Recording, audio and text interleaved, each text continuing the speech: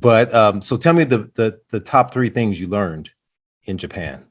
Well, the lifestyle. That's But yeah. like in the best example I give people is like when I lived in Okinawa, you could be driving down the street, and if somebody got a call, they would literally just stop, put on the hazard lights, and just take the call. And people would like sit behind them, not agitated, not upset. And the first couple of like weeks I'm there, like I'm like, what the hell is going on here? But then I finally realized, because I started taking karate while I was there, and as a way to kind of get to know the people, get to know the culture, etc. And you begin to understand that the way that they live is just totally different. Their philosophy and their approach to not only like life itself, but life in the respect of a human being is totally different.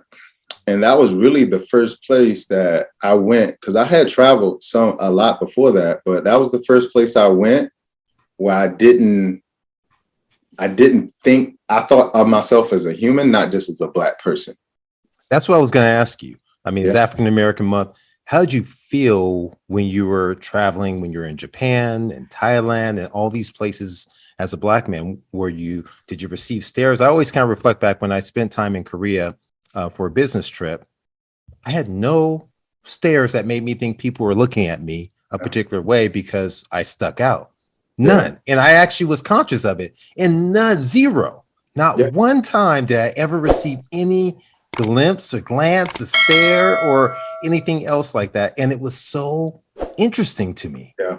Yeah. So interesting. Yeah. Because what happens is you're looking for it, because as a Black person, when you go into an environment where you're the 1% or you're the only one, Yeah. you're always expecting the stares. And for me, same thing. I go in these environments. I'm traveling all over Asia, Laos and Malaysia and Thailand and Bali, etc. And as I'm going, like if I got a stare, and anytime I went to somebody, they would say something. They're thinking like, oh, he's a Black guy. But what they're thinking is, damn, you're tall. Or, oh, do you play basketball? Or we have a basketball court over here. I love for you to be on my team. So, it just totally changed my perspective. And the best story I had was I went home with a friend of mine from karate class to meet their mother. They wanted me to meet their mother. And I go home to meet her, and she's like, oh. And then they're like talking, they're going back and forth in Japanese. And I'm understanding some of the words, but I can't quite put it together. And I was thinking to myself, she's like, I'm like, this is probably the first time she's ever had a Black person in her home. And when I asked, I said, what did she say? And she's like, my mom thinks you're very handsome. She says you look like Sidney Poitier. Love it. Love And it. so Love that it. was the moment I was like, you know what? I need to get out of my own head when it Yes. comes to, Exactly. and just Yes. be a human, since they're allowing me to be a human. So Yes. that was Absolutely. really one of the best things that I really enjoyed about being there. But the other part was I had a friend who had grandparents on the northern side of the island in a village called Ogami. And this is where all of the centenarians are, the people who live to 100, no disease, etc. Eat primarily a plant-based lifestyle. So she would take me up there to hang out in the village on the weekends. And you seeing these people who are 100, 92, 105, biking, farming, walking up hills. And it totally changes your whole perspective about longevity. And to see that, it changed how I thought about aging for myself personally. And so that was huge for me as well.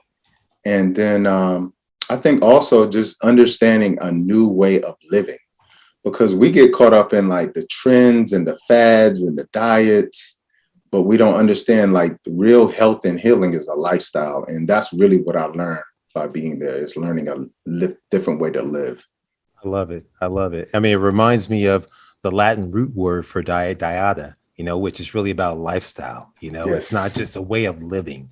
It's not Yes. just like, oh, I want to die from it. I'm gonna do this off and on. It's that this is what I'm about, Yep. mind, body, and spirit in my approach to it.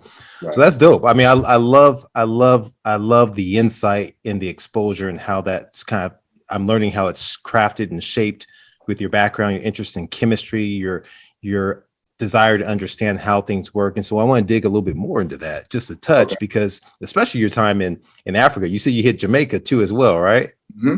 Yeah.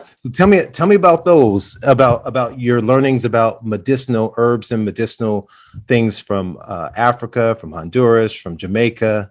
Yeah. Where haven't you traveled, by the way? Well, there's plenty because and I say this, and then people like, what? But I've only been to 76 countries. There's 54 countries in Africa alone. Hmm. So I had to put that in perspective for people because they hear 76. And then I say, there's 54 in Africa. And I've only been to like maybe 7 or 8 in Africa. But what I Only can tell seven you or is eight. that that's where I learned a lot about herbalism. Hmm. Because typically when you're going to learn about herbs and herbalism here in the US, you're not learning from somebody who actually lives that life. And I had the opportunity to go to South Africa and Table Mountain, which is a heritage site. You can go to. There's a group of people called the Sac people. They are totally disconnected from society. They live on Table Mountain, in Table Mountain. They live off of the mountain, and having the opportunity to not only learn from them, but to literally walk around the mountain and them show me there's something called black garlic. So it's Hmm. literally black garlic, but Yes. it literally just grows. You don't have to plant it. Nobody is cultivating it, but showing you how to identify where it is, what it's used for, those type of things. But going throughout the mountain and learning herbs that way is totally different experience. So I had a really amazing experience there. Also in Namibia.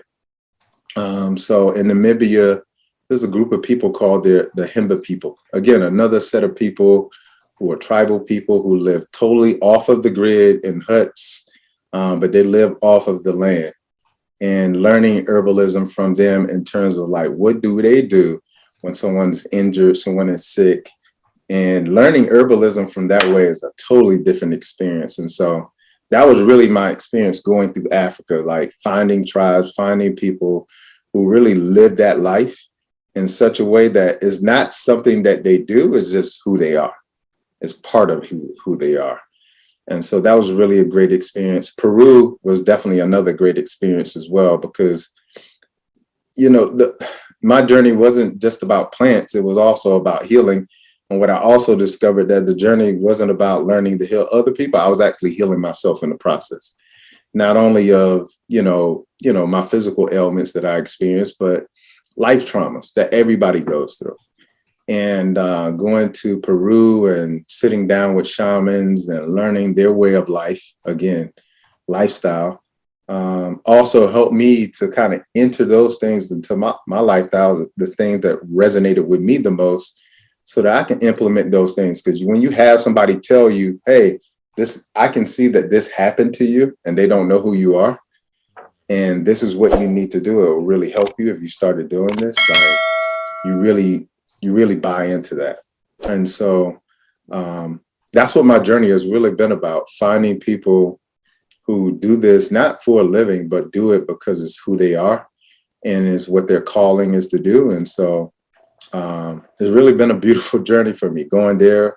Peru, Honduras, Africa, Italy was a great place too, all across of Asia.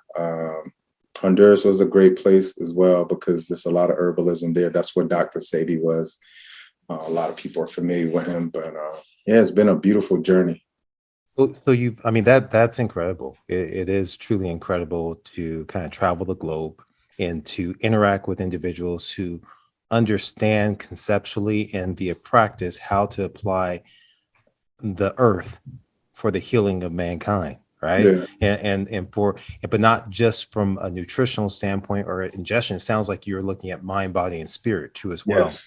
in Yeah. terms of, you brought components of activity in Okinawa. You talked about aspects that led me to think in terms of whether or not it's meditation or coming and trying to dig into yourself and who you are. All those aspects are extremely important. Yeah, So absolutely. I'll just share with the audience real quick. One of the things that the shaman told me when I was in Peru, it was like, your blood pressure is high because your heart is broken.